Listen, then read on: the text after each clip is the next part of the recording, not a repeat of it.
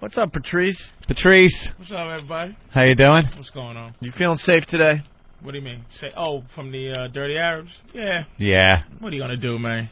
Yeah, nothing. What are you gonna do? You can't control them unless you violate somebody's civil rights. Yeah, well, yeah. I think we got to start doing some of that, though. Live with them. I love racism. I want white people to be racist against me so I can be racist against everybody else. I don't want to stop it. We were talking about that earlier, though. The whole white-black thing, black-white thing, however you want to say it, it's been knocked down again. Well, now we're all friends again. Well, not really, because I was listening to you guys complain about electronics, and that's just something niggas just don't do, is sit around and go, customer service. I bought a light bulb that said 10 years. It only lasted 8.6, so I called you bunch of dicks. I couldn't believe y'all was in there talking about your computers with that much passion. Well, if you guys have a problem, you just steal a new one. That's what I'm saying. That's why I don't buy the warranty. I'm just gonna buy a new computer because black people already know what's going on with this. Are people still buying those warranties? White people. That is funny though, man. He just all of a sudden. He completely made me feel like it was stupid whitey. Oh, my God. Because I'm in there, and I know he's looking in the window, and my arms are flailing. I'm like, I can't get him on the phone line. Customer service, damn it, my arms are flailing. I'm just looking at you going, is Anthony getting crazy over Dell computer? And let me tell you another thing, man. India, you call it laziness, but black people call it healthy paranoia. We do not believe in anything is going to be right. No. So it's like... So you just expect it. Oh, white entitlement is hilarious to listen to. And then check this out. And the Easy Pass. You know what? Black people have been saying for years, Easy Pass is it's a government scam because I was hearing it, but I couldn't hear it. I didn't have it loud out there. Yeah. But black people for years have been saying Easy Pass, it tracks your movements. So you go through the Holland, and then the next Easy Pass, if you get there quicker than the speed limit between each thing, you get a goddamn ticket in the mail. But they're not doing that. Well, I don't know. They can do it. I don't have Easy Pass. And it's not the Easy Pass that's getting the black guys the tickets. It's those ankle bracelets.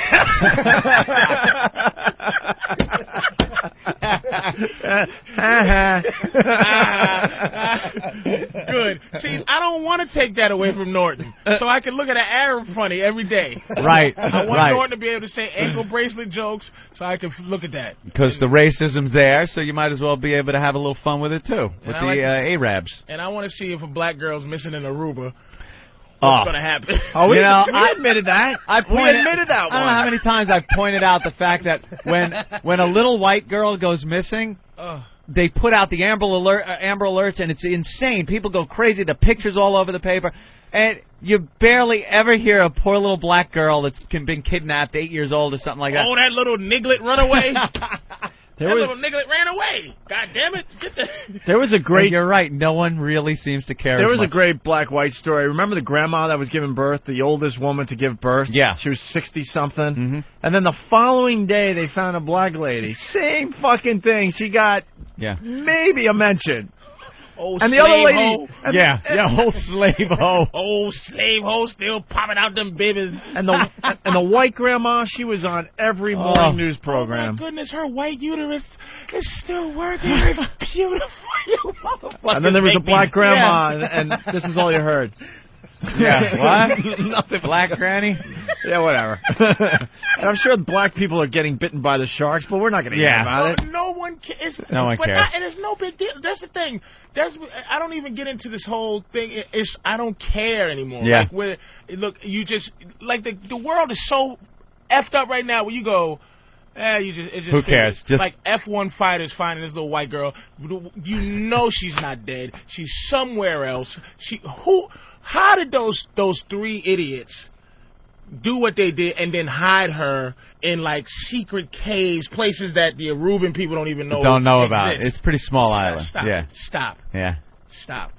You know what I mean? Give me a break with that. You think she's alive somewhere? She's somewhere, but she's fucking. Do you think she's down now?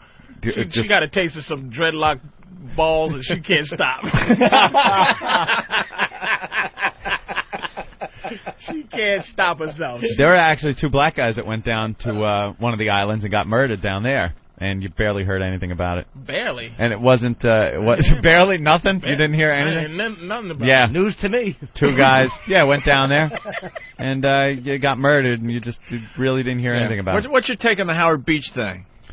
Look, man. We've been talking about that story for a little over a week now. I mean, for the rest of the country, basically, a few brothers were in a... 3 black guys wandered into Howard Beach looking to steal a car, and a white guy driving around in his Escalade kind of got in some kind of a eyeball altercation. This guy, Fat Nick, got a couple of his buddies and a baseball bat, went after him, got one of the guys, beat him over the head, put him in the hospital with a fractured skull.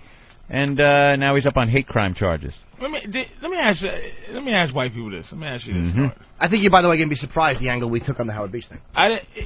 Do you get embarrassed when you think it's getting better? Do white people go, I think it's in your white world, do you go, things are getting so much better? No. And then you hear this, you go, oh my God, I thought everything was... But everything was good. I didn't think niggas were getting beat with bats anymore. This is not... No, it's like not a surprise. I'm not delusional. I know shit ain't getting any better than it was. People's feelings haven't changed. Laws have been put in place that make it harder to be racist. That's all. That's what it is. It's legislated. It's not... Yeah, it's legislated. Like that's making racism go away? No, there's still black guys that hate white guys. There's still white guys that hate black guys. But I think it's something we do. I think it's something we like to do. You know what I'm saying? I just think basic it's enjoyment. Animal nature. People enjoy, like animals, people enjoy hanging out with their own people more than they do other people's people. That's why you'll have white guys with black friends, black guys with white friends, like that. But for the most part, when you're going out, it's like... usually with your own people. You don't want some conglomerated, mulatto, mongrel group of friends. Both races will be destroyed in such a movement. I guess that's true, because I consider myself a friend with Opie, and anytime I try to hug him, you should just look at the face. Just fear, I don't like hugging. Why not? Fear. First of all, you could squash me. I'm gentle when I come He's up on a big, gentle bear of a hug. You know what? And Opie, you know how Opie's great? He doesn't even hide, like, how uncomfortable he is. His whole face mushes in, like, are you ready to goddamn hug me, motherfucker? I hate hugging big guys just because, and I don't care what friggin' color you are, just for the fact that I come out as the bitch in the relationship, and there are times I put my foot up, like I'm hugging, and my foot goes up, and I'm like, I am a little bitch in this relationship. I make friends with the fake black people. Why? What's fake black people? They're fake black people. Like Earl? Earl's totally a fake black. You think you're hanging with one of these ghetto brothers, and you realize he's just as white as us. He's just safe. He's you want to feel like, hey, look at me hanging with the ghetto bros. You want Sinbad, not Fitty. And then as soon as Earl and I are walking down the street, and a real brother is coming the other way, he's just as scared. he's just. I remember this kid in high school. In other words, Drew Boogie. I remember this kid in high school. He was the black kid. I played basketball, so... and this one black kid on our team he acted like he was... One black kid on your basketball team? No, we had, I mean... Oh, okay, this particular... Yeah. It's a little town called Paradise. Come on, it was Green Lawn. It must have been at least 2. This guy had everything going that the ghetto had going. He had the styles, the movement, the talk. He would walk those halls, and quite frankly, most of us were like, a little intimidated by the guy. He had it. It looked like he had it, right? So we go and play, I think it was Amityville, which is, you want to talk about... oh, yeah. A black neighborhood. It's the real deal. Amityville, where the house is. Amityville, New York, seriously, is a black... That's South Amityville, though. That's kind of nice area. Beach houses. We're talking North Amityville. We're talking Disney. Yeah, in order to get through the Amityville horror, you have to go through North Amityville. Oh, okay. Which is much more of a horror show. Oh, my goodness. Whoa. But, so this kid... Lock your doors. So you get the idea. This guy, had this image like he was a badass motherfucker from the ghetto, right? Right. So we go to Amityville to play these guys, and then first of all, there's a curfew in the town back in the day. Right. And we had armed guards that got us... Armed?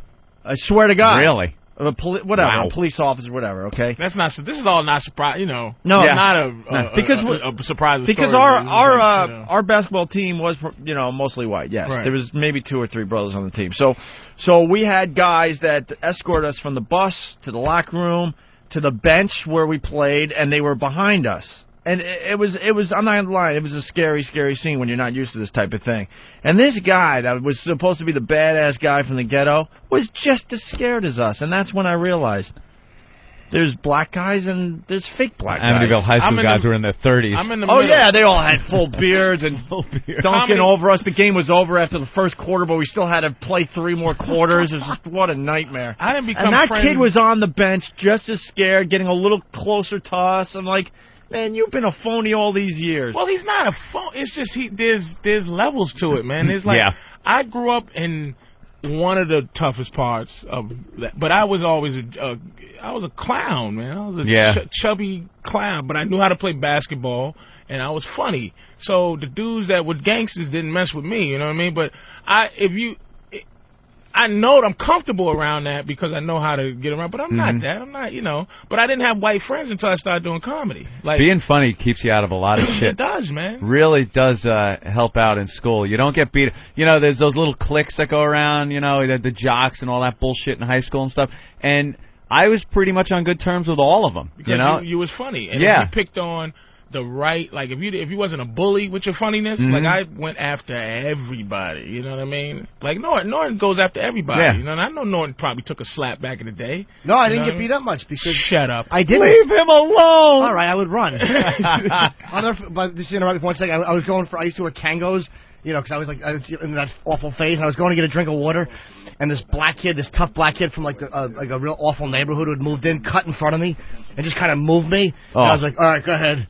Like I was all right, go ahead. Like, you're giving him permission. 2 gangsters getting a little water. Go ahead, homeboy. I know you thirsty.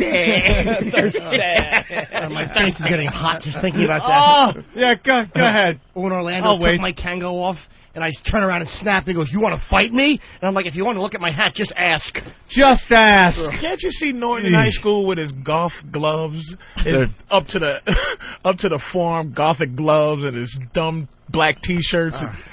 I just saw a video last night that you just remind me of. I want to bring up on the show today. Okay, there was a black guy harassing this white guy and his chick. Classic scene. Yeah. Like, what are you going to do?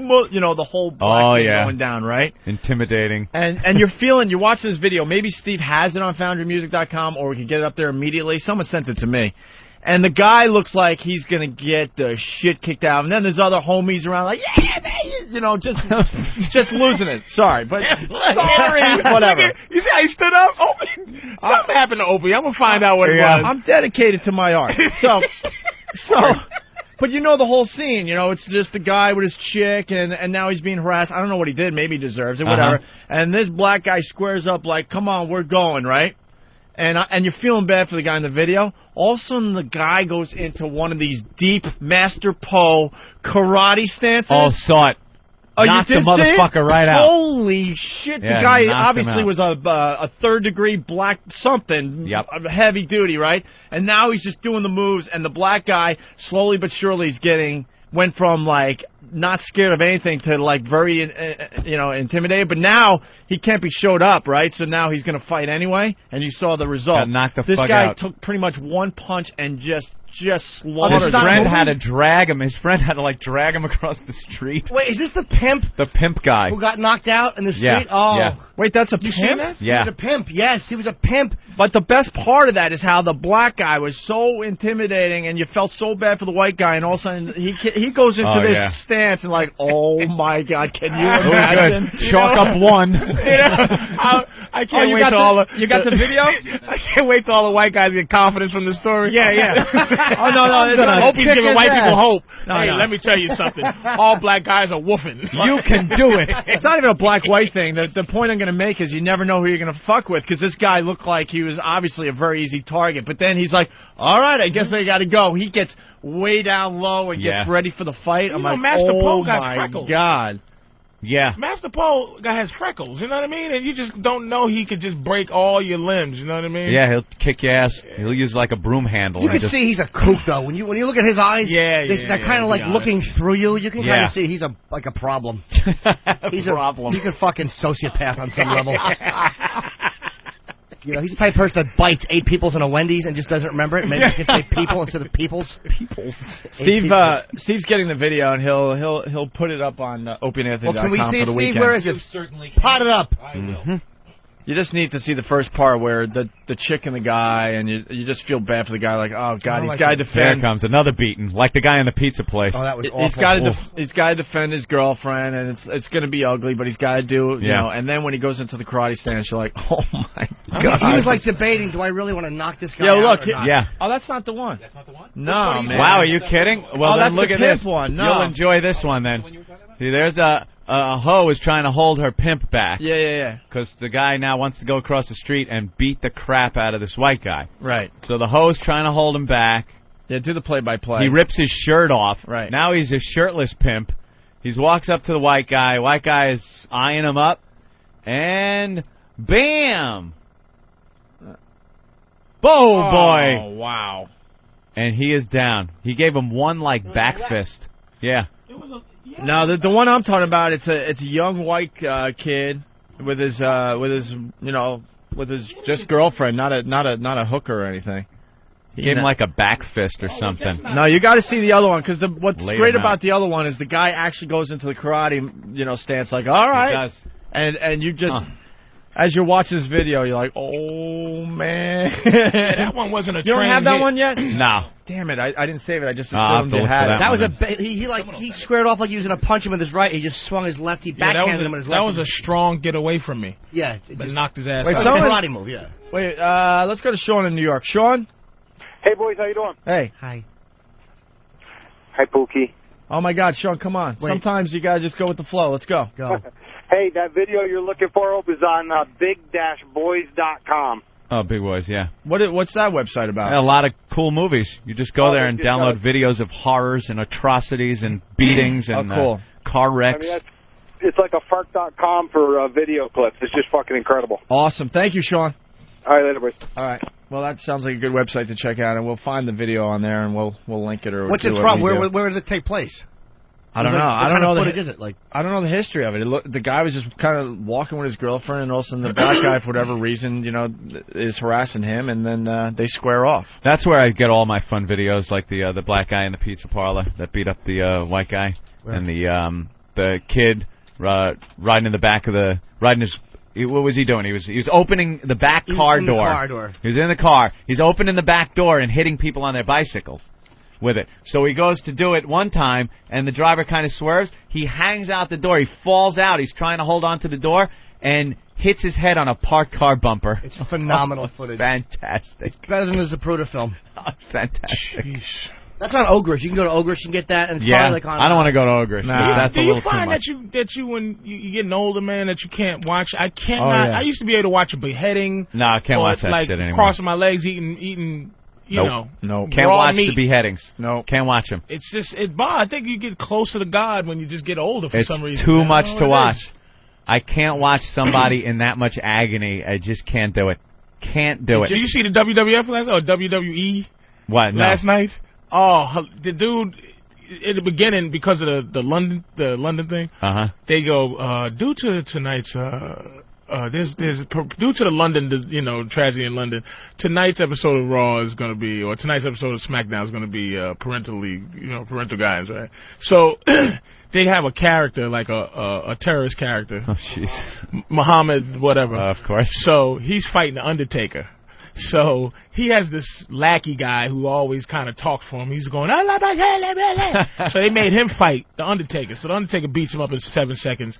So the guy says to his friend before he goes out, he goes, look, if you do this, you will be rewarded by Allah, right? So after the Undertaker beat him up, the dude gets on his knees and starts praying, right? Allah, and about 6 mass terrorist dudes come out and beat the shit. They beat up the Undertaker, right? Terrorize him. And then the beat up guy in the ring that the Undertaker beat up, they carry him out as if he's a martyr in Afghanistan or whatever the case may be. I'm like, they went through an entire, like, it was a whole skit. Insane? That's what it was. I'm watching it, and I think stuff like that's hilarious. But I'm going, oh my god, a little tasteless. I'm like, it was like the terrorists do. And if you watch any of them dudes, the beheading, those dudes, they came dressed just like those dudes. And beat up the Undertaker, did his, every time they hit him, they would pray. I think Vince is getting desperate at this point. That's not, whoa. And I love stuff, but I just was like, Yeah, you're gonna like, But when I wrote for them, they used to have a character, this Indian dude. And Vince is a cold dude, man, and he had this Indian dude. Yeah, we never talked to you about that. I think Jimmy brought it up or something. You used to fly around with Vince McMahon or something? In a Learjet. In a Learjet and write for WWF? Right for WWF. And Vince McMahon, there's 3 people I've met in my life. You probably can name them, people in your life where you met and you lost your manness. Like you try to go, hey, what's happening? Hey, good to see you, Michael Jackson. Nice talking to you. But there's some people you meet and you're just in complete. Yeah, because we're all meeting Michael Jackson. Jesus. But you know what I'm saying? Holy shit. Yeah, that's a great example though. But there's people, like, if you meet Michael Jackson, would you be? You've been in the business long enough where you go, I don't know. Someone like Michael Jackson, he's like uber famous. I think I would be starstruck. A little bit. Yeah, without a doubt. Fair enough. I don't typically get starstruck, but I mean, I probably would with him. Shut up, Mr. Pictures with everybody. You're starstruck.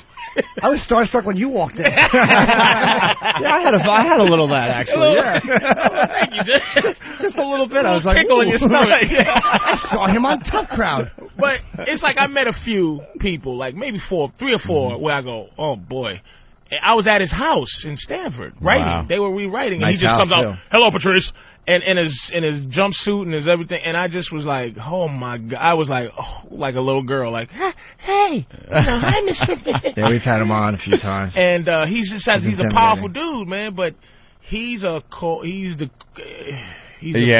dude. Now, this one guy used to have a turban. He goes in, and none of the wrestlers talk to him personally, except for the big guys. Like, I'm on a plane with, like, Triple H. Everybody else got to drive there, like Hyundai Sonatas from town to town. But, like, Triple H, Undertaker, those guys, they get on his plane. So I'm in the back and, watching this whole thing go down.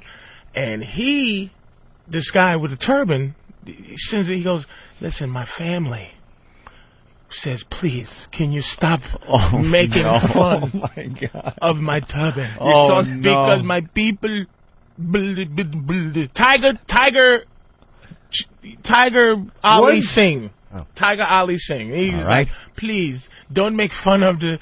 He goes, shut up and put on a turban.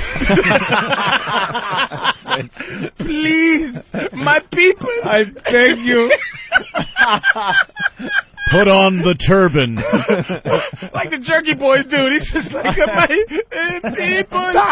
He's like, I don't want to hear that nonsense. Get out there and put on that stupid turban, you jackass. It was like, oh my god. That's great. Oh, there's the clip from WWE last night. By the way, someone's pointing out the shit out of. Someone's pointing out that they taped this on Tuesday, so it's a huge coincidence that.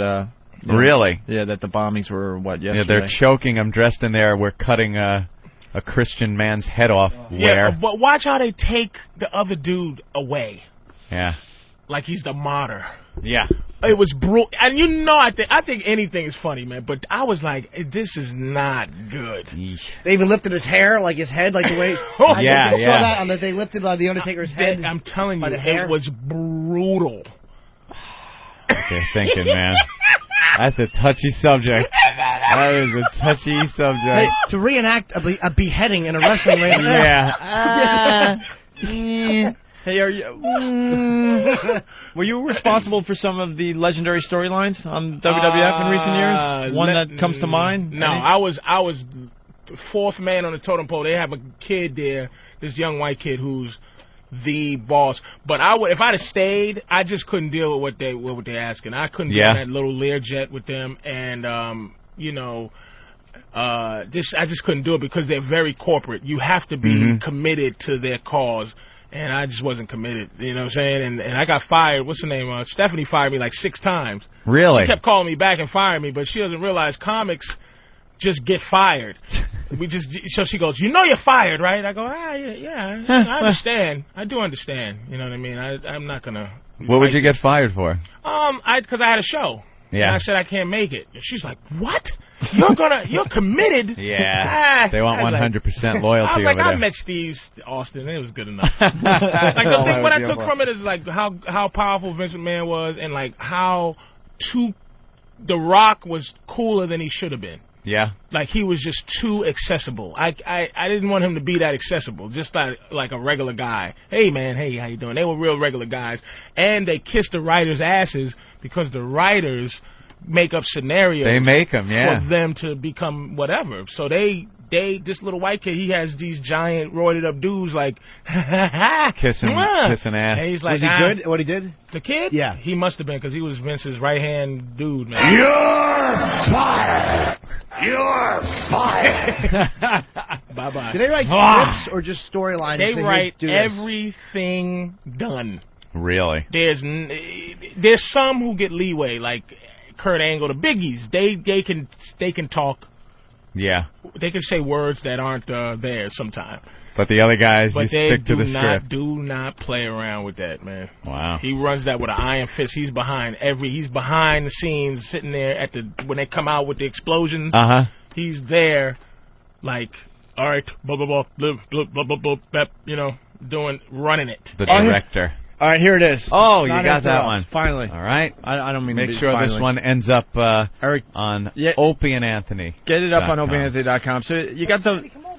Yeah, check this out. So this is the video I was talking about. A white guy with his blonde, good-looking girlfriend. Yeah, look at that. There's a bunch of guys, like, harassing him. It's not fair. It's only one black guy. Yeah, they look like white guys. Yeah, what's going on? Well, it turns out to be... Oh no! Oh shit! You are in trouble when that guy pulls that karate shit out of his hat. You are in trouble. Look at this black guy. Now he's scared. He doesn't know what to do. Look at him. Oh no! Look at him. He's boy! But he knows the black guy now knows he can't back down. Right? Oh no! So he's looking around like, how do I? How do you get out of this one? He's with his boys. I'm sorry, I apologize. It looks like well, maybe there's another black. Is he black? Is he black, Opie? He's not even black, Opie. You. Come on, are you insane? This guy's black. It looks like a skinhead. He's light skinned black. Look at this guy. Sure about that? Look at this guy. He's in major karate mode now. This guy's not black. Now watch. He's like, all right, well, I gotta do something. Black guy attempts to throw a punch. Is he gonna try? He's trying to get in there, and watch this, Ant. Oh no! Watch this. He took a little jab at him. Yeah, that's it. Look at this guy knows how to fight. Look at his arms going. Oh my God! That guy knows how to fight. Wow! His arms were flailing. Like he didn't know what he was doing, but everything was very calculated. Get that up on opieanthony.com. See how good this guy really is. If he's a bum. That guy was deflecting everything, and then just saw an opening and punched that guy right in the head. Was he black? That guy? That guy was white. That guy was white as snow, Opie. Jesus, Opie. I was expecting the rifts to be surrounded. They don't have to be as dark as Patrice to be considered black. He was like Eric Church. He was There wasn't even another black guy in the crowd. There was no black people there. He lives like suburban houses in the background. Nothing. He was doing black stuff. That's what he was doing. Yeah. That guy's black. He was like, I'll knock you out, sucker. Thank you. That guy is not black. It's South Beach. He just has a good tan. Where did you get that he was black? That guy's black. I don't know about that. He's a skinhead. I'm gonna sue on behalf of all black people. That guy's black.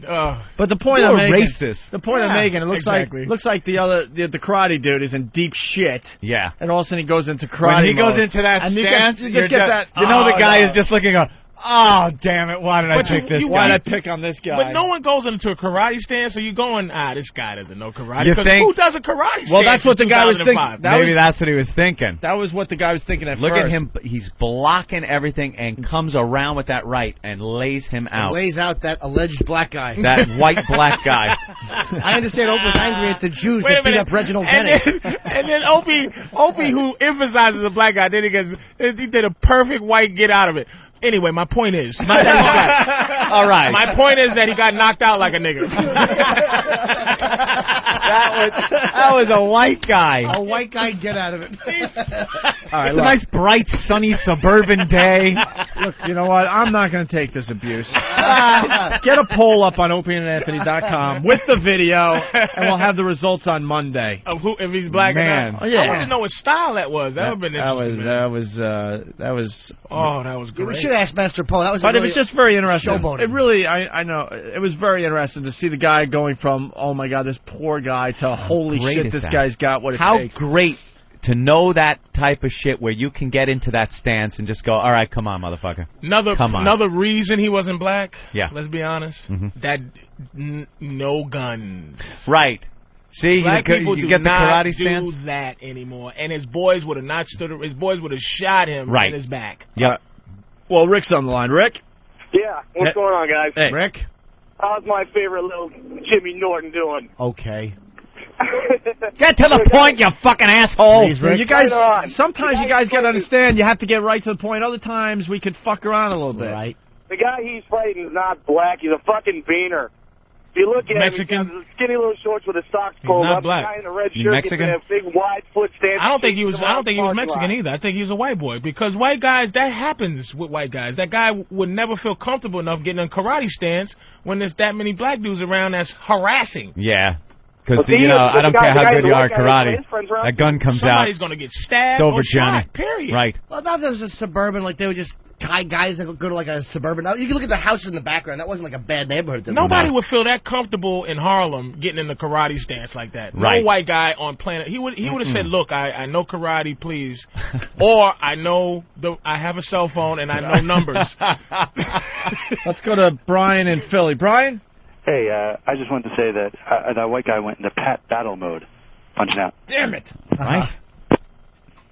I mean, it's fine and dandy to call the show and go, hey, Ope, hey, Anth, hi, Jimmy, something like that. Fine. But it's the guys that call up and go, hi, Buttercup, and then wait. They wait for a response and then go,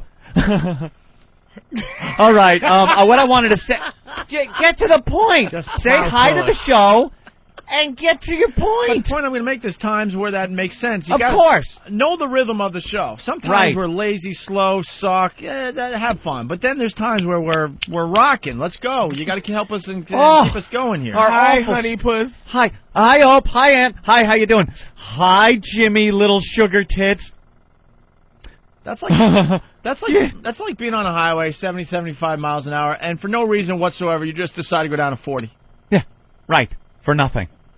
And then you go back up to 70, If 75. we're all driving at 40, join us at 40. Right, if we're going 75, 80, let's go. You know, to Let's be honest move. with Stay you, with traffic. Yes. I'm pretty savvy in the business, but I don't know if I would know how to come in and stick with the rhythm. I might call in and not even know what the rhythm is. Well, then we only want professional callers. we'll only want pro These callers. dopes that fucking... That's a lot. I mean, y'all dig They it. can't intricate keep there. up. Keep up with the rhythm, I'm stupid. pulling up on this guy's bumper at 40 miles an hour. Yeah, exactly. I'm speeding along. All right, Patrice O'Neill in studio today doing a great We job. want to find out what happened to Keith. Yeah, we will. Well, There let's you take go. a quick break. We all have to take leaks. When and he's stuff, supposed to be here, too? Yeah, Keith is. See, I talked to him this morning. He wasn't. He's handling business. Business. He handles his family's business. Keith is the patriarch. The right? patriarch, The patriarch of the his Robinson clan. Of the clan, man. He has to run business. Yeah. He keeps Does it he have going. something going on, or is he just being Keith? Nah, I think I believe him, man. I know Nothing when else? Keith is lying, Yeah. you know, Nah. when he's just like, I can't robble. When he started robble. But he wasn't. He was, you know, you can hear he had something on his mind or whatever. But no Hey. one cares. He's still stupid. He should live in New York. So when he has things on his mind, he can come into the radio station. He's in Philly. He's an ass. All right, here we go. Hey, Poe, what do you think? Yeah, Master what's Poe he is think, studying the video. Poe, have you seen the whole thing? Is he black or white? Well, He's Master Poe. That's that. Poe, did you see the guy go into stance? Yeah, and you wouldn't do that in as he was saying, in a bad neighborhood, because they'll just break your leg. Someone that knows how to fight, they'll just crack your leg right in half. Really? Yeah, nobody I don't does know. That seems like his leg is outstretched pretty Do far. you watch the UFC? No one does that. No, they get together and just tie people in a knot. But the guy got the job done in the end. Because they can all fight, though. He knew he was fighting some street fighting guy who just was going to box him a little bit. Those guys at the UFC can all do that. But he did like a whole thing with his arms, and it was like, uh-oh, now you're in trouble. What was his style, Poe? I believe it was either wushu or, well, kung fu. Wushu. Yeah, wushu. I like the wushu Kenpo, pork. Right? No, wushu. It was wushu. Yeah, it looked like it because he had a long stance. Yeah. And when he was shooing the blacks. And if you noticed, Yeah, wushu. if you noticed, So fucking awful was funny. It's my job. Come up with the bad ones. Thanks, Patrice. He was wushuing. now the strike at the very end, Yeah. was not calculated. No? No, it wasn't. He What was he doing? I saw his arms like was swinging. flailing, But but he was in a blocking, defensive though. mode. Well, he was blocking a yeah. lot. Yeah, he was. And then it looked like that right came out. It looked a little That looked on calculated. purpose to me. Yeah. I don't know fighting like I don't have a Pono's trained fighting. eye. Yeah. A lot of people are now seeing the video because it's up on opieandanthony.com, and they're starting to say that looks more like a lucky shot. Yeah. Really? Mm-hmm. I don't know. A lucky white guy. Let's just say he's mixed. Yeah. He's not a black guy. No, that is absolutely not a black guy. No. And know it's that. not a black area because no one feels No. that comfortable getting in the stance like that. Nope. I don't know. You might Unless- in an area if you're No. scared, you might do that just to try to like intimidate people. Why do that stance when you could spend that time running as quickly as you can away from? Because you got your chick, which fine. Hey, sorry. The dude was a sitting duck because, he was there with his He chick. could have got killed, man. It was probably the chick that got him in the situation. Yeah. You know, she was probably. She said, "Look at that black guy," and the guy wasn't black, and it pissed him off. That's why pimping has to come into focus here. Baby, keep your effing mouth shut. when It's we're easier walking. to smack your bitch than it is getting in a fight. Exactly. Keep her in Just line. go shut up and smack her. Keep your bitch in line. Bitch, shut up. Yeah, ladies, we spend a lot of time with you acting like we're the toughest thing going, but the reality is we're the biggest wimps going, and please don't get us in trouble out there. Especially with people that are supposed to be black. Holy shit. Might be Mexican. How many times have you had, your girlfriend or something, there's some kind of traffic problem, she's beeping your horn obnoxiously, and then they turn around and there's little old you behind the wheel, like, thanks. Or they blurt out stuff like, go fuck yourself. And you're, now I'm the guy. Now I might as well have said it. Your girl's not. Your girl's Nah, not a she big don't mouth, say right? that. No confrontations like My that. brand new In the movie girlfriend's not a theater, big mouth either. she said something in the movie theater once. Yeah. So why don't you shut the fuck up to some Hispanic woman. Damn it, Sean from Jersey. And she was with a whole family, and her boyfriend, the Spanish woman's boyfriend, my girlfriend said, "Why don't you shut the fuck up?" Because it escalated to that point. And she went, "You, what'd you say?" And the boyfriend went, "Uh-oh, you put her in battle mode." I was like, And I did what any self-respecting guy would do. Got up and left the theater, got the manager. No one. I want the manager. Customer service. Customer service. Customer service. My movie-going experience has been ruined by this Hispanic woman. If One your moment, teeth please, are under sir. the seat in front of you, press 1. Your girlfriend is being raped. Press 3.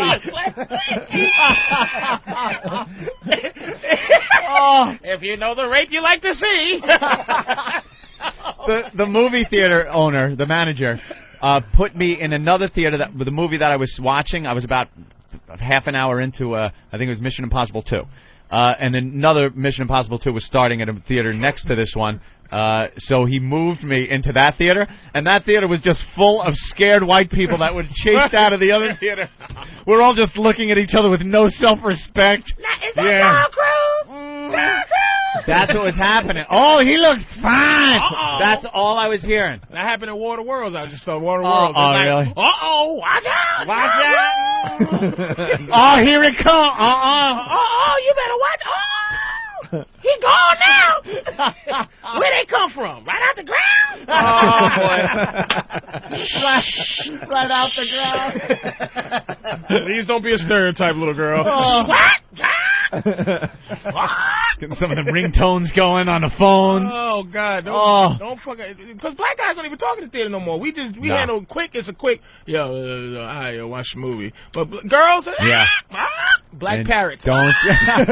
Girl, And don't say a fucking word about it. cute for a white boy. We're gonna rewind back to that video. We got Sean in Jersey. Sean, go ahead.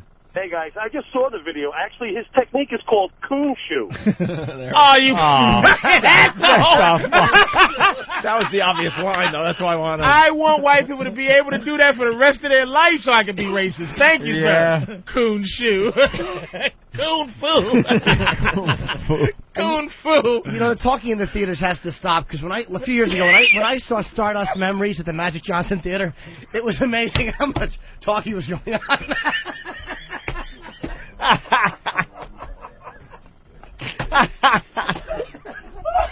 The Magic Johnson Theater. Oh. God damn. Oh. There's the Magic Johnson Theater. It is just a chore, though. Some of the What's all this slow music? What?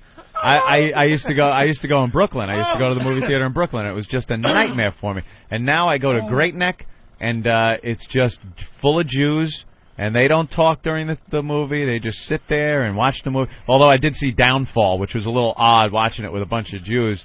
And it was a Hitler, sucks too when there's a no Hitler bunker movie. Emotion at the theater either. I mean, War of the Worlds was people. Why would you see it? It was like parrots in there, but it was still. You know, you need that. You need that energy. You need that. Yeah. Was it a good movie? We're hearing I'm gonna be honest with you. Mm-hmm. It was two movies. The greatest movie I ever saw in that particular alien thing, better than anything.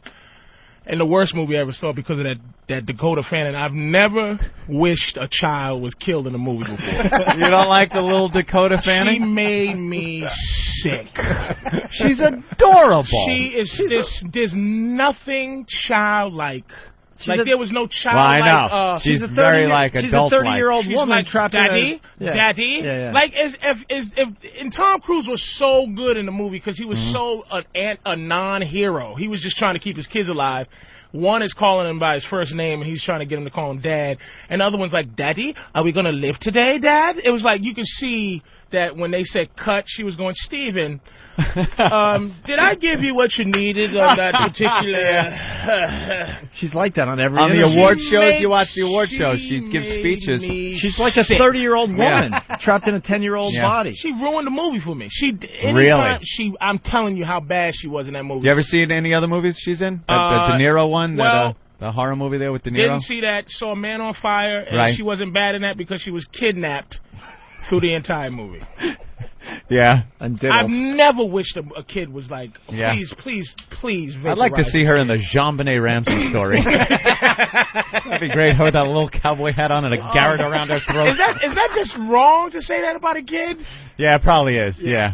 But not her dead as a person, but in the movie, just have her killed. Just get rid of her right away, early on. The aliens, Daddy. Right. Well, we're going to continue with Patrice O'Neill. Are we plugging anything? I'm doing Caroline's tonight with Voss. Ooh. Voss and Bonnie. Oh, what time? Right, the dynamic duo. I don't know. Whenever Voss crawls out of Bonnie's asshole for 5 seconds, we're going to do a comedy show. So I want to go down there 12:30. tonight. Oh, you're doing the late show or whatever? Late show is me, Greer, Voss, Bonnie, and whoever comes through. Oh, tonight's a Friday. I thought it was Thursday. I know. I'm thinking Friday. I thought it was Wednesday, actually. Oh, wow. Wednesday? Yeah, because we had a couple of days off. Well, that was good. Good old white music. I'm actually enjoying Norton's intro music to his shows, man. It's like my new favorite. Oh, did you get it? Yeah. Oh man, it used to be Iron Man, but now it's like Norton's intro. I love that song, man. It's National Acrobat off Sabbath, Bloody Sabbath. Of course, it's Sabbath. Yes. But it has a beat to it. This song is as soon as you cut out the Metallica. Metallica. You like that? Yeah, white guys rule. We got lots going on here. Patrice O'Neill in studio. Yeah. What the hell were we yapping about off the air? The water thing? You want to go down Oh, my God, that was pretty interesting, actually. You got it, because I can't imagine that type of mindset where some guy is telling you this and he's serious. So I do a show. It's a private show. It's not for Michael Dell. It's for his money managers who are super rich, and they get I think, because That's a corporate gig, basically. It was a corporate gig, and they were learning about me. They were asking me black questions. What's it like to like an exchange program? Yeah. Wow. They get people like Patrice to entertain them in between their meetings and stuff. Oh no, they had as in a room entertaining 20 people. Blinded by the light. What group is that? Steve Miller Band. But they had them like really? in a room playing their music in front of 20 rich people. When you're all multi-gazillionaires and you have a little party for yourself, you don't just get some wedding band you get like Steve Miller. You just pop them in a room. It's With the Christmas party. Well, the Christmas party was funny, but that was because well, tell that really fast. And then Bradley Delp, the singer from Boston. Remember the band Boston? One of the biggest bands, one of the biggest albums of all time, that first one. Boston. And he was playing Beatles. He was playing Beatle covers in a Beatle cover band for our radio station's Christmas party up in Boston. So he's playing. This guy was selling out arenas in the 70s, had one of the biggest albums ever. Fast forward a few years, and it's Ant and I and the rest of the dopey DJs at the station with our dates watching him do Beatles songs. But should he in not front of 100 have been? people? Now, there's a difference between, like, you should be doing that and you shouldn't. Like, it's like, okay, you see that show on NBC with all the old bands that used to we be. love that show. Yeah. It's like, Hit Me Baby one more time. They should be. So maybe the guy from Boston should be doing that because he can't help it. You don't have a career. You don't have a career. He said we talked to him. He said that's what he wants to do. If he's still got the royalty money rolling in from Boston, and he's all set for life, and he likes Beatles tunes and wants to do that. By the way, God bless him. In all fairness, he does an unbelievable job too. Of course he did. And then he's got a great voice. End of the night, and could sing a tune or two. He's up there drunk, just singing. I helped out. And I got to say I sang with the singer from Boston. Yeah, how about that? Because by the third set, no one's paying attention because it's a Christmas party. Everyone's hammered, and here's this guy that used to be a rock Fill superstar. arenas in the 70s, yeah. I want to be detached enough to just go make money. That's why I'm just not. I don't have anything because I can't get detached. I get depressed. You can't get detached from what though? Meaning I can't. Like I should want to just go perform in front of a bunch of rich white people every 5 minutes. Hey, baba doo bop, ding bop bang. Man, it was like a guy who did Dr. Evil guy. He did that, and he gets paid, and he just walks around like Dr. through Evil. it. $1 million, and he got paid and left. And I'm trying to. It was really him? It was impression. Whatever. Real fast, John in Astoria. Let's get past this. Go ahead, John. Hey, what's up, guys? I just want to let you know it's not Steve Miller Band. That's Manfred Mann's Earth Band that sang that song. Oh, is that it? Yeah, he's right, too. Just felt like correcting you. All right, thanks, John. Bruce redid it. Okay. I think Bruce did originally, and then Manfred. I don't know. And it was like, so I'm in front of these rich. I mean, they're like Michael Dell was the richest of all. I mean, he's $20 billion, and everything. $20 billion with a $20 B. billion with right. a B, and it trickles down. Like, I was asking so many questions, like, how did you become this rich, And his whole thing, how he became rich, because you're talking about him today. Yeah. He cut out stores. That's what he did. He just he built the computers for $600 and sells them to you for $700. Because he doesn't have stores. Doesn't have stores. Doesn't have blah, blah, blah. That's why he's worth fucking customer $1 billion. Bastards. So I'm in room, like, if somebody in there was worth $3 million, and I was talking to him, he goes, yeah, I own this business that I'm worth $4 million. And I'm like, Jesus, you're like, hey, nigga, right? I'm like, you're a joke, you poor son of a bitch. So I'm talking to this guy, everybody in there, Lear jets and da-da-da, and they at the table. And it's fair enough. They're going to ask me black questions. Some ask them white questions, which was much more important, you know what I mean? Like, saving money and things like that. And I'm like, look, I'm just trying to. I just bought a plasma TV for no reason at all, just because without a warranty. So I go to the dude. He goes, "Yes." I said, "What do you do?" Well, I market different ideas. Like, I met the guy who owns the rights to what's the Skycam. Really? He owns Skycam. The rights to Skycam. The idea of Skycam is his. So when any news agency goes to the Skycam, he's getting a check. That wire cam that flies around the NFL, and that he thing. owns that. So I'm talking to guys like this. So one guy goes, yeah, market different ideas. I have an idea. We're marketing new water, marketed towards black people. And I go, oh, really? Yeah. I go, so I'm looking at him like waiting for his face to go, just buy Waiting for boom, a tickle, punchline tickle. or something. Nothing. He's dead serious, so he goes, yes, we're thinking about calling it H2Yo. And I go, I'll sue you right now, motherfucker. He looks at me, because I thought it was a joke. Right. He looks at me like, who invited this low-class motherfucker? Like it couldn't possibly be real. Like, H2Yo. Are you joke? I kept looking at him sideways. You know how you talk to somebody and they say something, and you need somebody else to look at to go, is this nigga joking? H2Yo, did you just say? And he was dead serious. And that's who I was like dealing with, man. It was just it was an unbelievable adventure. Yeah. Because those were the white people. When black people talk about white people, that's them. That's them. It's not like just the average guy. Right, walking on the street going to work or something. No, yeah. It's the guys like, who make decisions in life. $20 billion, man. Michael Dell can't go broke. That have no clue what's going on in the real world. He can't go broke. They said he's being sued by 40 people right now. And it's just like he can't go broke. That's just business as usual, being sued by that many people. Unbelievable. It's like you cutting a check for like the electric company or something. Yeah. That's it. But I like the idea of H2Yo. I think that's actually a big seller. H2Yo. He's going to market in Atlanta, and I'm sitting there going, man, are you serious, dude? Wow. Hey, he's dead serious. Is there a problem with? Like, I'm doing jokes. This is these people. I'm doing jokes. Like, hey, so what's with these goddamn Indians at the airport? I'm doing the Indian hacky, hey, dibble day, and they're like looking like I know this is supposed to be funny, but and I look at them, I go, you motherfucker, y'all don't, no one here flies regular. Yeah. They all fly Learjet. They're so rich they don't know. They don't know what an airport is. They don't understand what the inner workings of an airport. You should have said something like, "Don't you hate when the caviar tumbles off the cracker?" That's pretty interesting. Yeah, it was an unbelievable night. And the servant puts the salad fork on the inside. Hudla. And it seems like to us right now, it's like, oh yeah, that's, but it's like that. Yeah, it's really like that. What is it when you run out of toilet paper or anything human? They have not a clue. Like Michael Dell would come up to me, he was like, because they want to talk to a regular person, and he was talking to me, and I'm like, listen, do me a big favor. Don't try to be down to earth with me. Could you not do that? Can you just stay some type of untouchable billion? Don't put it this way. Don't try to be my friend and not give me $1 million. Right. If you're going to play that shit, cut me a check. Exactly. Do not try to be down to earth with me like a regular guy. Did he hook you up with a free computer at least? Nah, man. I'm looking at, what is that? No, it's not the water. It's just another H2Yo product. H2Yo. You mean he's going to be in court fighting for the name? But you know, it's a cheap, 50 small, Cent and effective noisemaker. Vitamin water. You know that's really? 50 Cent.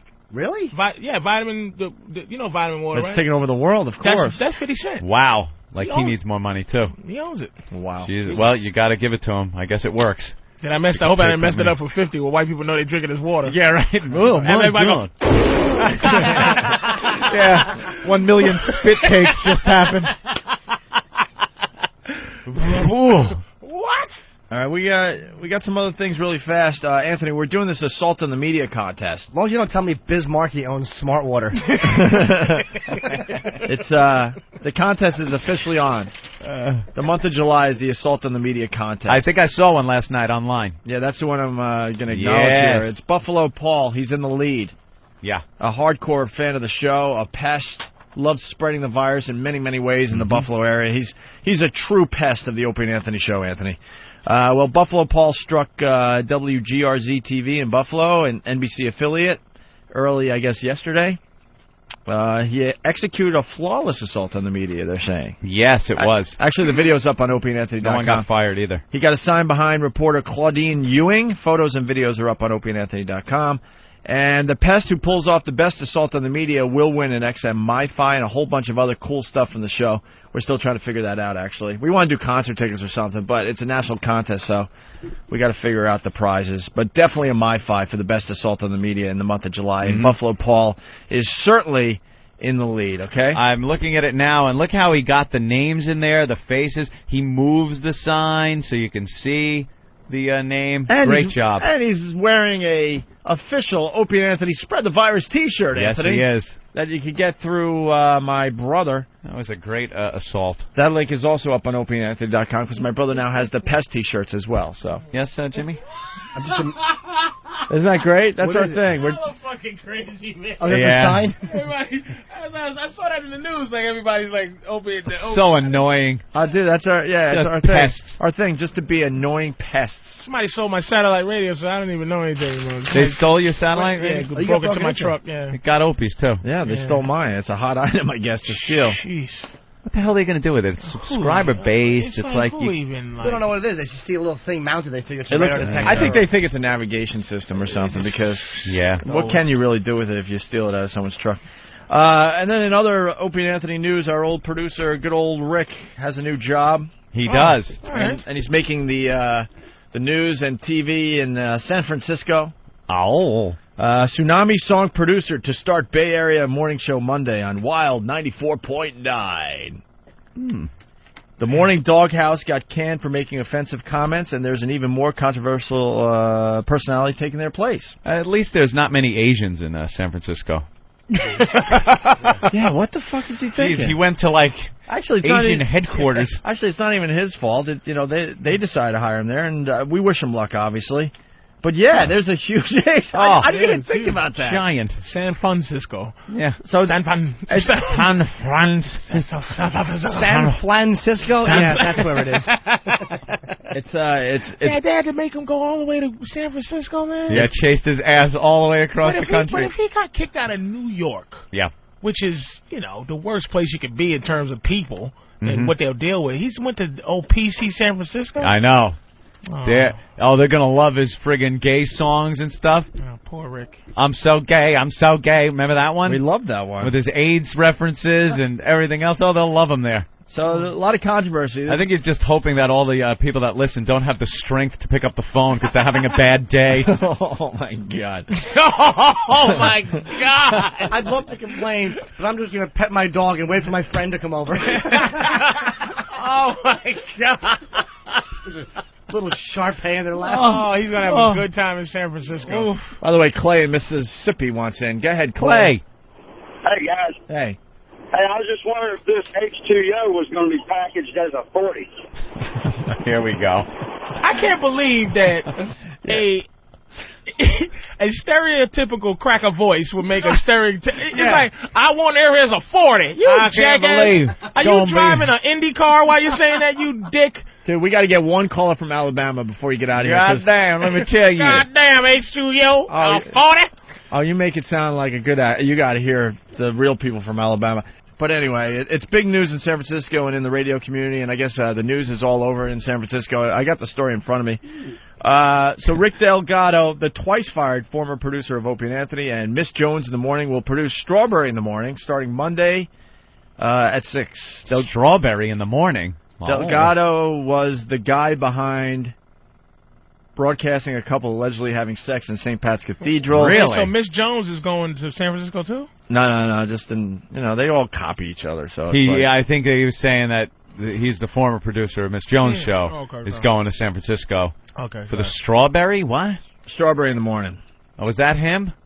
Strawberry and the Bum Rush. Oh, Strawberry's not even a chick? No, Strawberry's a guy. Oh, God. I was ready to say Strawberry's hot. Thank God I didn't say that. Because there's a chick in the picture. So I'm assuming she's got to be Strawberry. Let's see. Delgado was the guy behind broadcasting a couple allegedly having sex in St. Pat's Cathedral and the one who created a song that made fun of Asian tsunami victims. Now, that song was funny. Come on. Go find your mommy. Yeah. Everyone knows it now. A tree right through your head. All they did was just list real facts. Right. Put it to music. There's a big old wave. The mistake getting ready to drown you, and you can't breathe because you're underwater, and your lungs are filled with stuff. The mistake he made was he had that song written, and the tragedy wasn't even 24 hours old. Oh, the second it happened. Wait a little while. Just go find your mommy. Child slavery. But what's the name? A double-decker bus. It just exploded. It just exploded. In Liverpool Station. Screaming limeys coming out of the subway with blood on their faces. A mommy-less Christmas. Run, you limey, run. And Angelina Jolie is adopting all of those tsunami kids, by the way. Yeah, she's grabbing them all up. Jeez. Like they're going to be worth something. How about a black kid or something? Just Something. Help out. Somebody American, third world American. Get a Puerto Rican. What is that, strawberry? Yep. Yeah, this gets a little more interesting. The story, station exec Kim Bryant tells a story that explains why she made this controversial hire. Oh, she has to explain herself. Because a lot of people thought that Rick was not going to get hired ever again. Unhireable, just like us. She explains. The story comes from Clear Channel executive, Ed Kramp, whose father was hospitalized with a heart problem. Yeah? Kramp, because it's MPF, so Kramp? I think it's just Kramp. Kramp. Was in the hospital room and say his own name. Kramp was in the hospital room and saw his father looking worse. He told a nurse, and the nurse said his father looked all right. Then his father went code blue and had to be treated immediately. The next day, a nursing supervisor told Kramp that they would have another nurse take over his father's care. But Kramp said no. He wanted the same nurse, the one who had learned his lesson, to continue caring for his dad. Oh, I got you. So the guy that learned his lesson is going to do a better job because he learned that lesson. Because he learned his lesson than the new guy you bring in that hasn't learned his lesson. I thought they wanted Rick to carry out his fucking his bedpan or something. Yeah, I thought they wanted Rick to write a song. He went code blue. Breathe, you fucker, breathe. That's it. Wow, that's very profound. Join Rick Delgado as he joins with his CD called Obvious. But then it goes on here. That's an important story for all of us, said Bryant. This is Kim Bryant. The best person for the job may be the one who has learned from his mistakes. So says Kramp. It's a gutsy move by Bryant, the highest-ranking female in local radio, who oversees 11 Clear Channel stations, including blah, blah, blah, blah, blah, blah, blah, blah. Clear Channel hired Rick? Yeah. Wow. I wish there was more women like that in the business. Yeah. She's pretty cool. I can't hate her for that. That's a good move. Dude, I applaud them. I give them credit, you know. I mean, Did you guys learn your lesson? Well, no. No, you know what? People think we learned our lesson because, we're not sending people into church to have sex. But it's not even about learning a lesson. We're just as big a douchebags as we were then. But now we're just a little smarter. Yeah, we'll just get fired for something. We want. Yeah, that's what I'm saying. I want at least a little more time where I'm getting a paycheck coming in. That's about it. Yeah. And then we'll blow it up by sending. Oh my God! You can't really Hold on. You can't figure out who's offended by what. Of course. There's some Delgado quotes. Oh, great! And he loves the spotlight, so he's loving this today. Brian says Delgado and the new show featuring local DJ Strawberry and Faye Carmona. Last in Miami will be more community-oriented and listener-friendly than the Doghouse, the show they're replacing, which she said got to be more about the host and the community. Uh-oh. In a surprising interview. Surprising. Oh, boy. Should I snap in? Should I snap in? I took my seatbelt off when I went to the bathroom. I think I should buckle in for one of Rick's comments. Rick was always known for his ridiculous quotes to the media. Remember how he described our show? That's legendary. Yeah. If you're not laughing in the first 20 minutes, then this show isn't for you. Thanks, Rick. In the first 20 minutes? We have inside jokes that people that have been listening for 2 years don't fucking get. There are people that will finally start start laughing, yes, 2 years later, because 2 years later they finally get together. One of our stupid inside jokes or movie realize references. How brilliant we actually are. We make movie references no one understands until they see the movie a year later. 20 minutes, give them. Thanks, Rick. Yeah, this show is never about trying to hit him with a laugh right away. It's a whole thing that goes on. Dare I say it's a culture. It's an Opie and Anthony culture. Yeah. So here's a surprising interview. In a surprising interview, Delgado said he thinks he was misinterpreted and wrote a song that was only in bad taste but not racist, even though it used an epithet for Chinese people. Epithet. He said he won't do that again because, and I quote, "I like their food and want to eat in their restaurants." Jesus. Oh, see, he just doesn't learn. At least wait for first day on the job. He's not even working yet. And listen to this. He also recalled that shock jock Howard Stern called him a scumbag. Oh, yeah? What? When did that happen? I don't know. I really don't know. I don't know how much that says, he added. Does he remark that Ben Sparks also called him the same thing? Yeah. On a daily basis? Hey, Rick got hired. Come on. Ben and Steve obsessed with Rick. Absolutely obsessed. I don't know what he thinks he's going to do in San Francisco. Steve's probably gossiping already online. Oh, Chatty man. Cathy's, all of them. Y'all are really silently getting this boy's career destroyed. Oh, yeah. Oh, he's finished in San Francisco. Nah, he'll be all right. We love Rick. Yeah, I do like the kid. And But when the he does first a good Sissy, job. come on, when they play the Tsunami and they play this song, the Sesame Street gay song. Oh, it's over. Brian said he would be monitored closely to make sure it didn't happen again. And then Christine Chan, executive director of the National Organization of Chinese Americans, said said her group will also closely monitor the show. Oh, great. He's sunk. An Asian woman. You know, they have a great sense of humor. Yeah. Ugh. Where's his other song? Asian women are like... Which song? I'm so gay, I'm so gay, I'm so gay. That's old school. Damn. All right, and then I guess you could comment about Rick's hiring. Yeah. Because that was an online article, and then, you could comment about the articles you read. Of course. Here's a couple of the comments. Clear Channel has some nerve to hire him in a market with a huge Asian population. Ah, there you go. He must have agreed to work for pennies, or Clear Channel is pretty darn desperate. As a 21-year-old male, I'm boycotting Wild 94.9. 21-year-old male said that? He wrote darn? Pretty darn desperate? No way. No way that's a 21-year-old guy that wrote that. The next comment, San Francisco will love Rick. He's just right for the people there. Oh, what does that mean? I don't know, but then the next one is the one making me chuckle. This morning show will be so good, I can't wait to tune in. Tell him Fred. Really? Yes. People are commenting. That's great. What in the world is 94.9 thinking?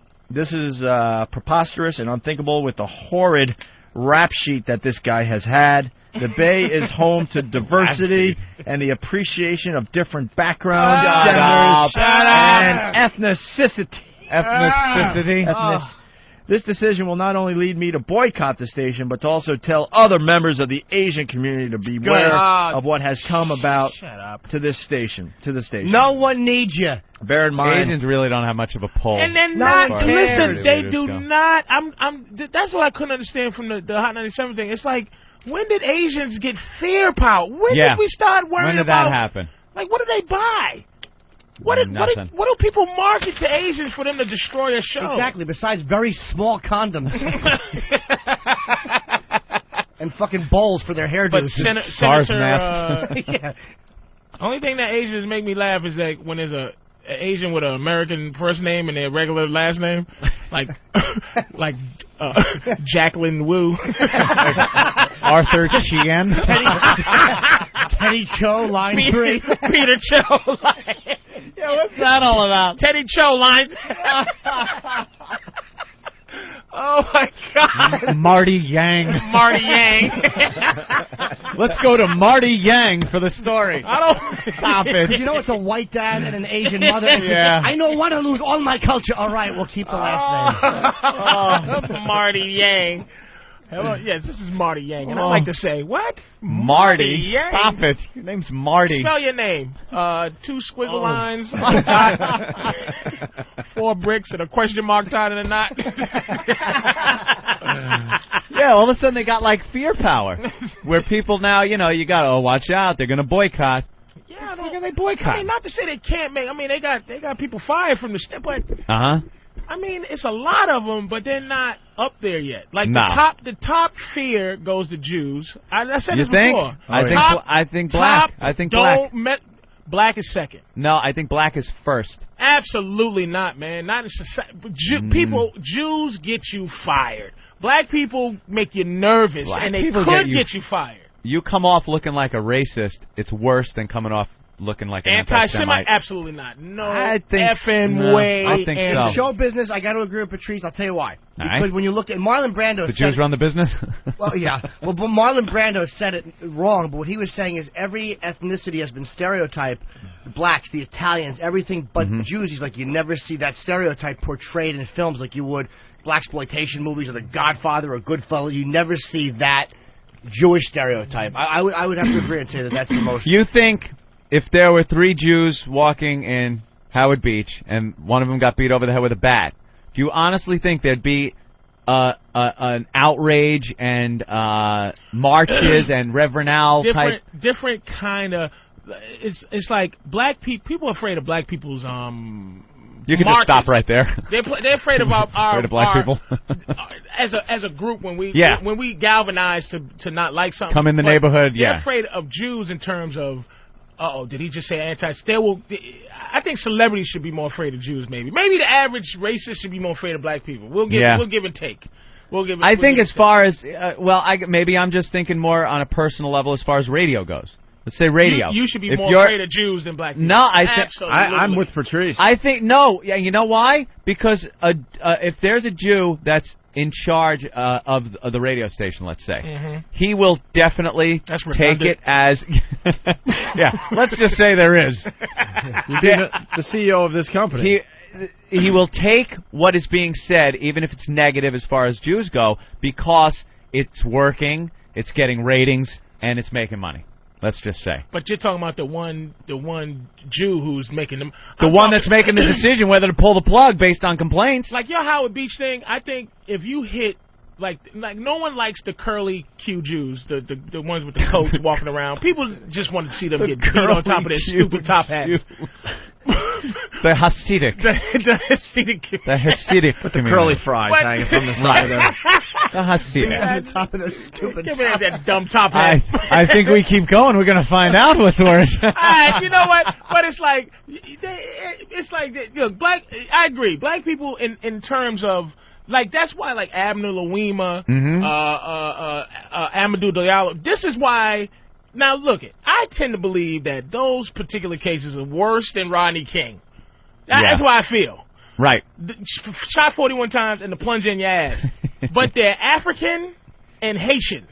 Right. They're not, they ostracize themselves from black people. When black people get on your ass, it's serious business. But we get on your ass in terms of a social in the street level. Oh, you did this to a black person, so a cop choked a black kid, so we're gonna come after him, galvanize. But when it comes to this show business or one guy saying something and it's anti-Semitic put on it, you're done. But blacks can get it in the news and keep shit in the news and pressure it over the long haul. Where you are, you just whittle away at the bosses wherever you are, and you wind up getting your ass thrown out of there for something you said. Or the only difference in Howard Beach is I don't think that Jews being beat up would tap into that white guilt, and I think that's a big problem with when because there's such a history. Like the liberal whites get so guilty, and I'm not blaming all liberals. I'm just saying that white guilt comes out, and that's why because black people don't really fire you.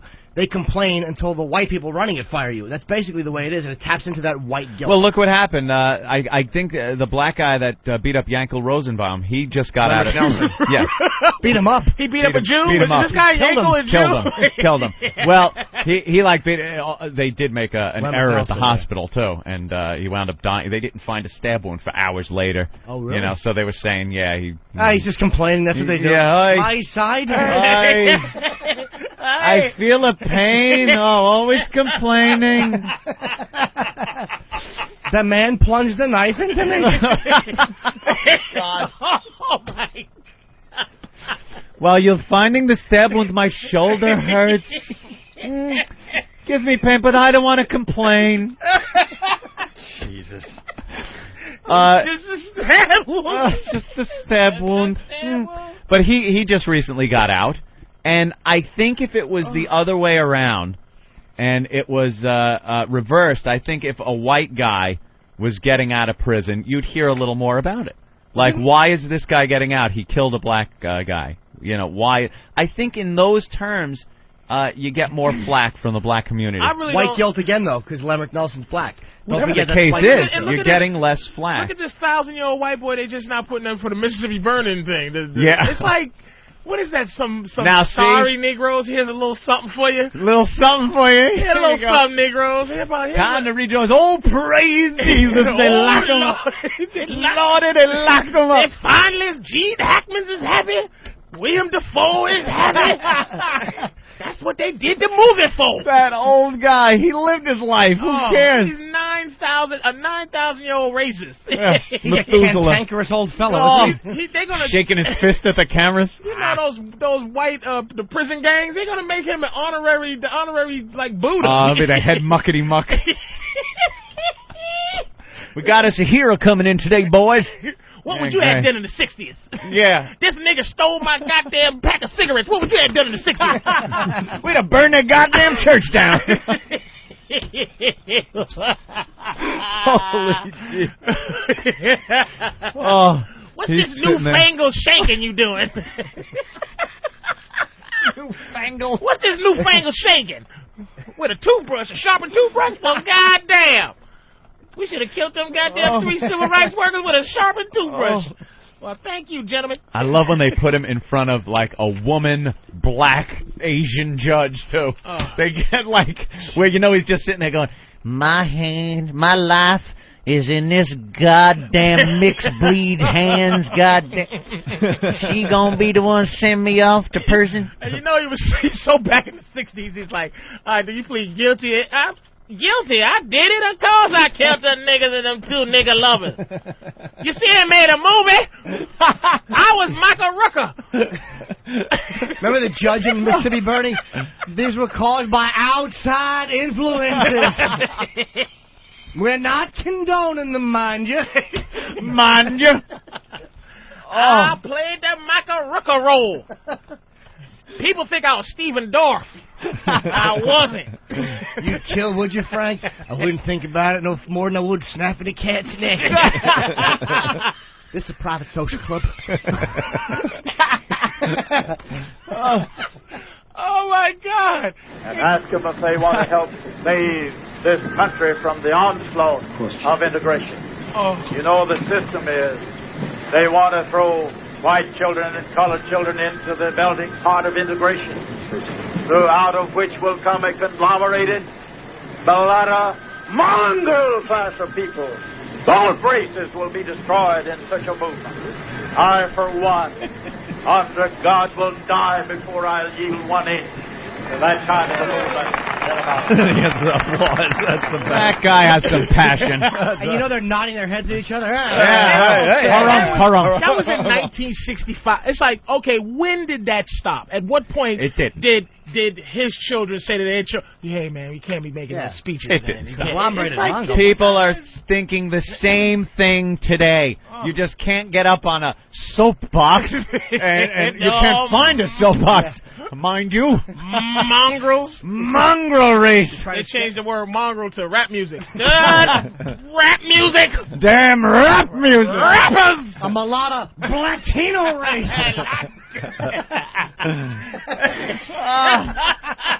Oh, just horrible. Disgusting. There's more on Rick. How did we get there? That was actually Rick's clip. He's writing a song about it. They did a exclusive interview with Rick. Conglomerated mongrel race. Rick never really talked. Rick never talked to the media after the Tsunami song and getting fired. And he gave this newspaper an exclusive interview. You know the deal with the Tsunami song. I'm sure even the new listeners heard the controversy. Mm-hmm. Our old producer wrote a song going out to the tsunami victims. Got himself fired. In an exclusive interview with the Mercury News first reporter on MercuryNews.com, Delgado said his earlier actions were edgy but misinterpreted. Of course. And added that he wouldn't change his act very much for the new station. That's good. Smart thing to say going in. Jesus, Rick. Smart. Don't change. Up. I'm not going to change. Yeah. Sex in a church, tsunami songs. Sure, why not? That's not what... AIDS songs. You got to learn your lesson in the end. You got to say, look, I screwed up. It went way too far. You know. Yeah. Or do what Aunt and I do. Don't say much. You don't say anything. And then once you get the job again, and you're here for a while, then you say, we didn't care and we're not sorry. There you go. It was a matter of bad taste, like a blonde joke, Delgado said, of the Tsunami song. Right. He's comparing a Tsunami song to a blonde joke. Yeah. Yeah, sure. How many orphan children does it take to screw in a light bulb? I don't know, 300,000? It's a blonde joke, sure. Same thing. Now blonde jokes and tsunami jokes. Let's see. Same thing. Mm-hmm. Oh, man. You hear about the blonde that climbed a palm tree and watched her boyfriend drown? No. She owned it. Oh, when they saw that wave coming, I bet you the eyes got big then. They opened right up those little slits. Whoa. Oh, what's coming? Wow, another classic Delgado quote. It was a matter of bad taste like a blonde joke, Delgado said of the Tsunami song, which was set to the tune of We Are the World and made a joke of people dying in the December 26th tsunami. Delgado said the song was meant to parody a then-promised tsunami song by Sharon Stone and Sharon Osbourne. His job is to say he won't be censored, but he will be, said Bryant. Yeah. Obviously, there's already tension because she's like, you know, the reporter called her and said, this is what your new hire said, and now she's like, he said what? What? What? Compared to Oh, what? boy. Well, his job is to say he won't be censored, but he will be. Oh, no, really? But in her head, she's like, what the What is this guy? Is he? Rick. And then she goes on, we are in it for the long run. We're going to protect our license, and we are here for the community and the listener. The Tsunami song, obviously, people got fired. Rick. How much influence did Rick have when he was working with you guys? On our show? I mean, to you guys. Like, did you go, okay, that's funny, Rick? Or did you go, like, could you go, Rick, beat it? I don't like that. Oh, beat it all the time. Yeah. Like, all the you time. just made decisions on what all you thought the was time. funny. That's why, you know what? He should not have been fired for the Tsunami song. His job is to, you know, as a producer, is to hand in stuff, and then the host, whether it was Anthony and I at the time or Miss Jones and that crew, then it's up to her to decide, well, should we go with this or but not? do all hosts have that? Did she think she had that? Dude, Miss Jones. That's why yeah. she's the biggest pussy in radio, and she will get destroyed now because she has been, you know, made out to be a phony. She's a phony.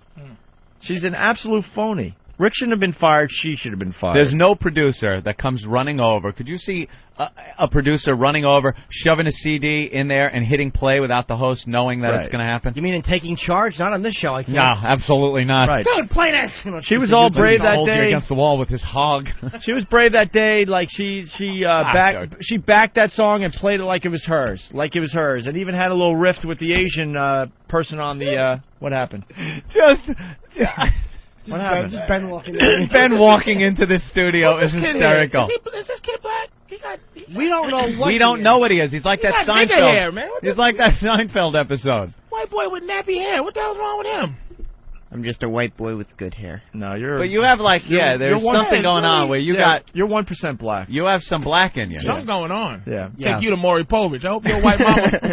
Yeah, you're 1% black. Did you ever look back into your history, your family history? Exactly. They did look back. Did your grandmother like hip-hop? They haven't found any black people, but they found Thomas Jefferson in there, so... Well, are you serious? Yeah, swear to God. Yeah, so then, well, Jefferson's been known to... Wait, you're related to knock Thomas off. Jefferson? You sure it's not George? Do you get anything for being related to Thomas Jefferson? No, bragging rights. Yeah. Yeah. He's been known to knock off a couple of slave girls, though, in his day. So I've heard. They came forward and said that he was doing that, so... Yeah, it's obvious. You got so I got a think little something if you got some Thomas Jefferson in you, Wow. I think something was going on there. You happy about that, you little coon? Lucky me. You little moon cricket, huh? Porch monkey? Do you get invited to the picnic every year? There's like a Thomas Jefferson picnic every year. Yeah. No. No? Oh. No. What, any other family members with that hair?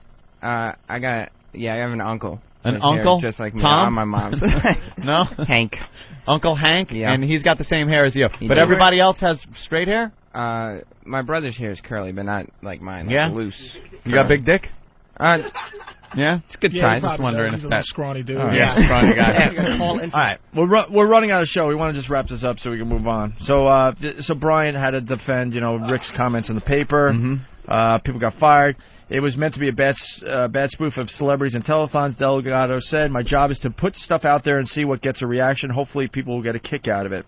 Yeah, he got a kick right on his ass. And then out the fucking door. And then they talked to this Asian lady, that runs the Asian group out there, and she's like, the use of racial slurs is simply unacceptable, no matter what one's ethnicity is. And Delgado, who is of Spanish and Puerto Rican descent, said he thought racial humor was still acceptable so long as the person making fun of a race is of that race. Oh, What's your favorite racial slur? Mine? What's just the best racial slur? I think Gook is. I just think Gook is the funniest racial slur. Gook is a funny one. That's a nice one. I'm serious. Sure ain't the one I use the most. I find Gook funny, but the one I use the most, When I'm driving and I'm cut off. You guys schooled me on this producer. I thought producers had No, power. no, not at all. I like to call somebody if they don't do what I want, like a lazy Keith. Ah, there you go. We only got a minute left. We got to get this live read in for like Paisano. the song says, you'll love Paisano's a great restaurant right in the heart of Little Italy. Try Paisano of Mulberry Street. Huge portions. Joey feeds us all the time, you freaking Paisano in a classic candlelit restaurant. Perfect for a late night date or a romantic meal. Every single pasta. Joey's on the menu canceling his is advertising, now by the way. $10. You know what? At Paisano, mention XM for free and a glass of wine, and you get a glass of wine for free if you mention XM Radio. That's right. Authentic Italian cuisine made from an original old world recipe and the fun and romance of Italy in a friendly restaurant. That's Paisano. Open weekdays till 2 a.m. Paisano of Mulberry Street in the heart of Little Italy between Grand and Hester. Call 212-965-1188. That's 965-1188. And get a free bullet while you're eating with Salazzo. We love Paisano Phenomenal. on Mulberry Street. And he's got the tables out on the sidewalk now, so you can do a little people Can I come watching. meet Joey? Hey there. Hey, you might want to sit inside. Sit inside. Sit inside. Nicer tables inside. Hey, you want the eggplant? Patrice tonight, by the way, with Boss and Bonnie. I like it. At Caroline's, Patrice O'Neill. I'm definitely going down. So. Yeah, 12:30 tonight or something like that? And tomorrow. Patrice. And Sunday, 10 o'clock. Always a pleasure, my friend. Thank you, gentlemen. And, Monday.